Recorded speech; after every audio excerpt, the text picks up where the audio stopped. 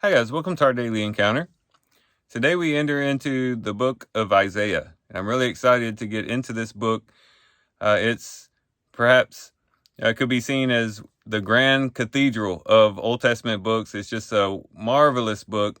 It's a book that is considered to be the Romans of the Old Testament. It's a book that includes so many very important topics. It talks about the holiness of God, mankind in relationship to the world, sin, judgment, uh, promise, restoration, just all types of topics that are discussed and even quoted in the New Testament. Matter of fact, it's the second most quoted Old Testament book, right next to Psalms. It's just a wonderful book. And today we get to get into what is considered the introduction to Isaiah. And some believe that the actual book doesn't really begin until chapter 6 with the calling, as far as chronologically speaking, that is. And that chapters 1 through 5 are really just introductory type chapters. And it definitely fits that type, because as you go through and you read the first 5 chapters, you find that they are very much introductory to all the major themes and topics that will be discussed throughout the rest of the book.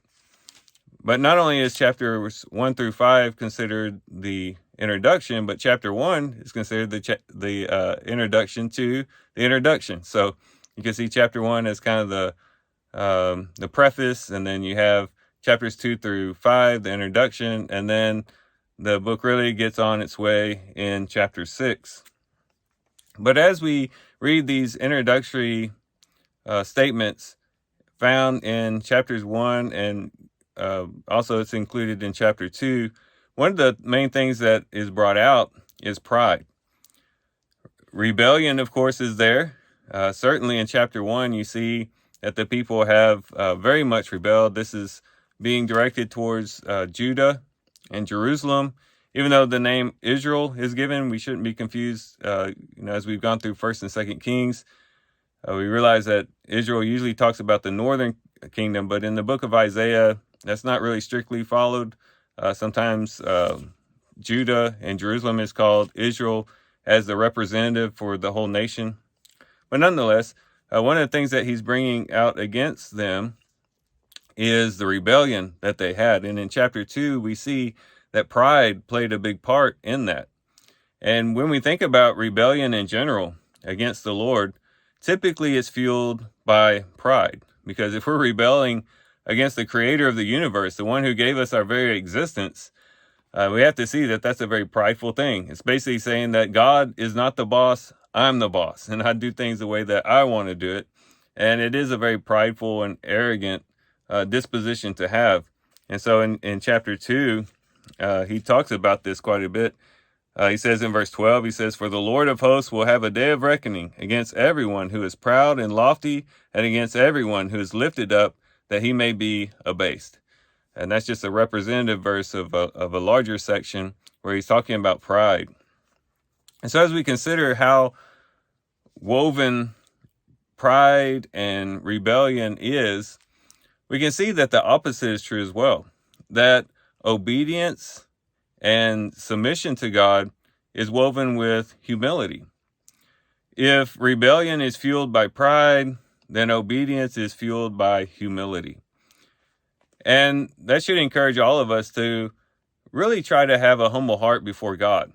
I think sometimes we think about pride and we just think about, well, I don't want to have prideful thoughts. I don't want to say things that make me come across as prideful. And we're so focused on not trying to appear or try to think things that are prideful that we forget that we also need to conscientiously and intentionally humble ourselves as well and bow low before the Lord and really put our hearts in a state of humility before Him. It ought to be that every day when we wake up, that's one of the main things we should be doing. As we sit in our quiet time before the Lord, just sit quietly with the Lord and just get very low before the Lord. Bow down in our hearts before the Lord. Even if we have to physically bow down to get our hearts to bow down, The main thing is that our hearts bow down very low before the Lord and just get into a humble disposition before God right at the get-go throughout the day or of the day.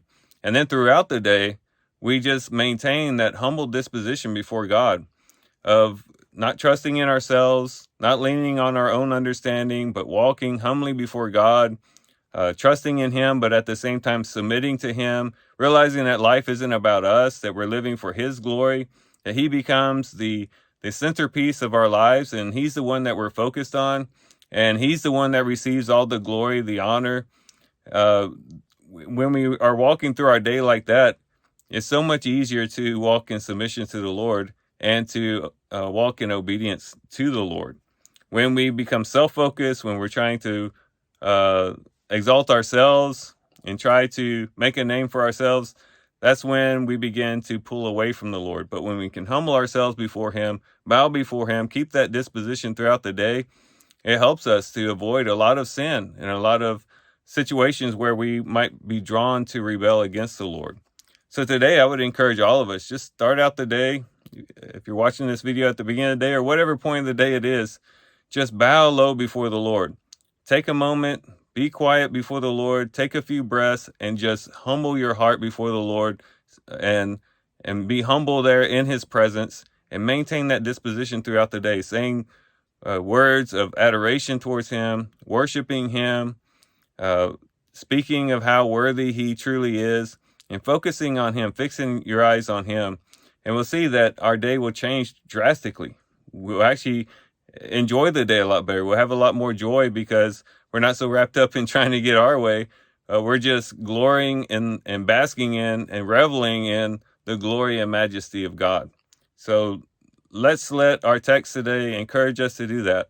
And with that, guys, I do thank you for watching the video today. Hope you guys have a great day. Love you guys. God bless.